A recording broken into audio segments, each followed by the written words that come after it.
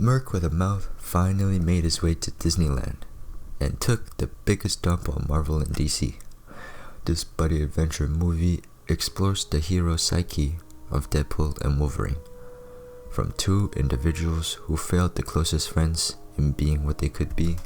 They journeyed their way in the void back to reality to finally be who they could be, a hero. This is the movie that fans have been waiting for, and it delivers on its promises. Of course, you can expect the standard Deadpool shenanigans, but the Logan contrast is what tops the movie off. Although the story could be stronger, the buddy adventure was enjoyable enough to watch. What does it mean to be a hero? To be someone with cool powers or incredibly advanced technology used to save others? Being a hero means being there when you are needed the most, no matter the cost. It doesn't matter if it's raining or if you're miles away. It's about being there for the people who need you. In Deadpool and Wolverine, they both struggle with the idea of being a hero. Wade wants to be a hero, an avenger, but he's not needed. This sends him into a spiral of feeling useless and unwanted. Logan, on the other hand, struggles with the opposite.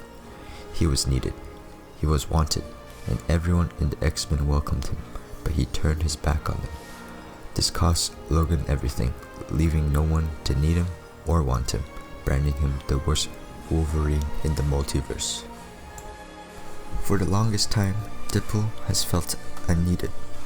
Even in the real world, Ryan Reynolds had to fight so hard for Deadpool to be produced, the rather sacrilegious adaptation of Deadpool in X-Men Origins Wolverine. Wade Wilson was a nobody mercenary up to no good, doing no good and making no good impact. He's an anti-hero, doing as he pleases for personal gain, and as much as Colossus tries to guide Wade to the right path, it's just not Wade to be an X-Men. The sad thing is, Wade hasn't known who he is for a long time. He's just been drifting ever since becoming Deadpool. Wade first had his identity stripped from him in the first film, no longer being the Wade Wilson everyone knows. Then Vanessa was taken from him in the second, and finally, even after getting Vanessa back by time traveling, he loses her again because of his actions. The one person who made Wade feel like he mattered and that he's wanted is gone. So he had no hesitation when the opportunity came knocking to do something significant, to be someone important again. It wasn't until Wade realized what the cost of the opportunity was that he discovered his family was more important than himself. Although the sacred timeline needed Wade, his family needed him more, motivating him to take action. For the first time in the franchise, Wade truly did something selfless that didn't just benefit him.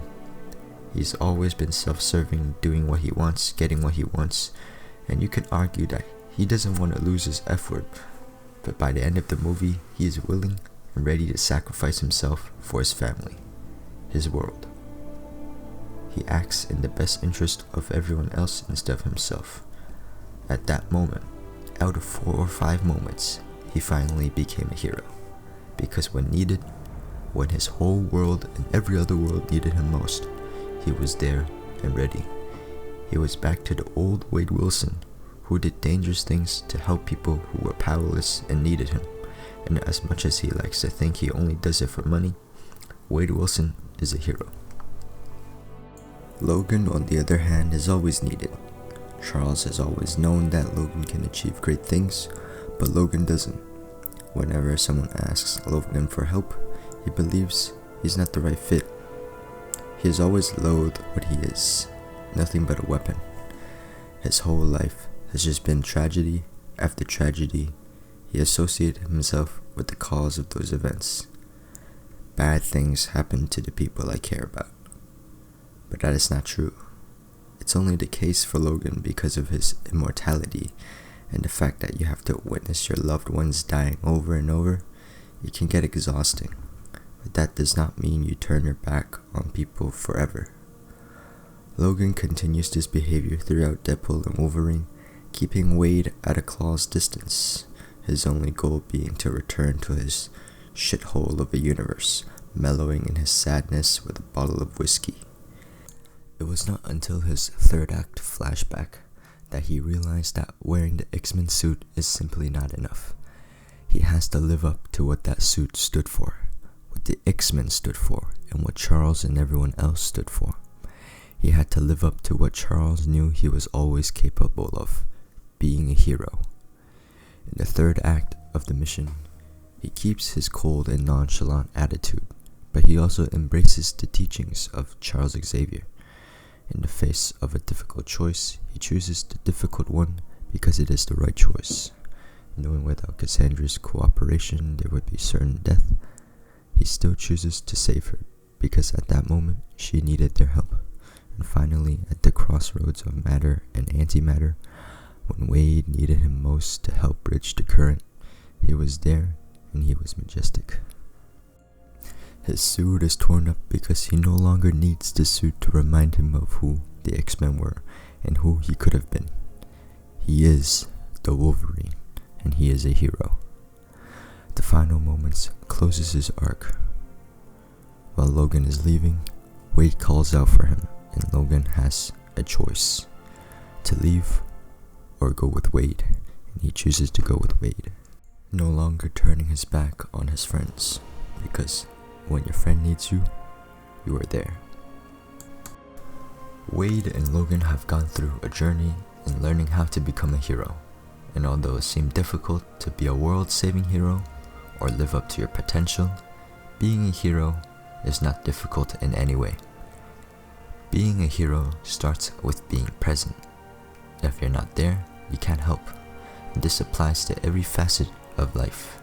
So if you want to be a hero in your own life, be present, give it your all, and never turn your back on anyone. Deadpool and Wolverine has been a refreshing change of palette from the standard MCU movies, and it does have its usual weakness in villain writing, which makes the story weaker. But Deadpool and Wolverine's journey alone is a fun enough adventure for most audience to enjoy. And yes, Johnny without a doubt said all those things about Cassandra Nova. Logan didn't tell Wade to stop lying, just maybe shut up now, which tells me everything I needed to know.